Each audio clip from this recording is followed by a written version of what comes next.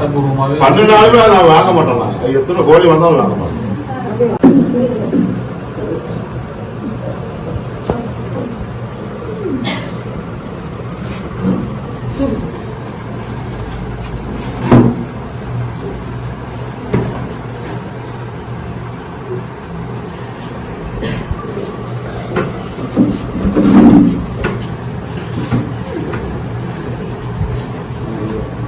AC வந்துட்டு அன்னைக்கு பேசினார் இல்லையா சுரேஷ் ஏசி அவங்க ப்ளஸ் அங்கே வந்துட்டு கரெக்டர் இந்த கேஸ் சம்மந்தமாக இந்த கேஸ் இப்போ நம்ம இந்த மாதிரி சம்பவம் ஆச்சு இல்லையா வந்து கவர்மெண்ட் சைடில் வந்து எப்போவுமே வந்து ஒரு இனிஷியல் அமௌண்ட் வந்து நமக்கு தருவாங்க.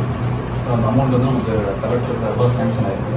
ஸோ அதை எடுத்துட்டு தாசில்தாரும் ஏசி வந்து நிதி வேண்டாம், நீதி வேண்டாம். அது வந்துட்டு நம்ம பண்ணிடுவோம். இது வந்து அவங்க 2 பேரும் அரசு பண்ணணும். நீதி வந்து தேவையான நீதி இருக்கு, அதை பண்ணிடுவாங்களா?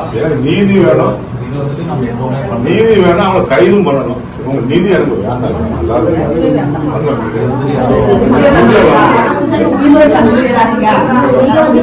நீதியான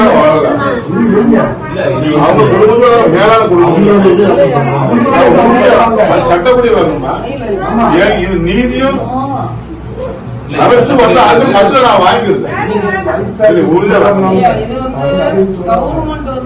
கவர்மெண்ட் பண்ண வேண்டாம்.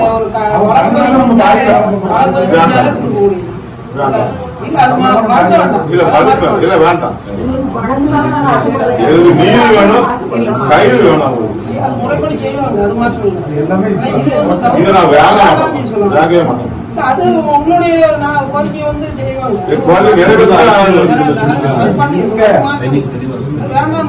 இல்ல வேண்டாம், நான் வேண்டாம். தலைவர் மேற்க பேசிட்டு நாங்க எல்லாம் முடிவு எடுத்திருக்கோம்.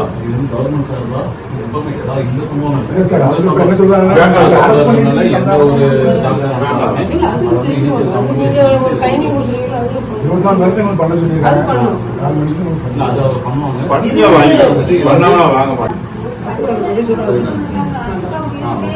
சரி சரி.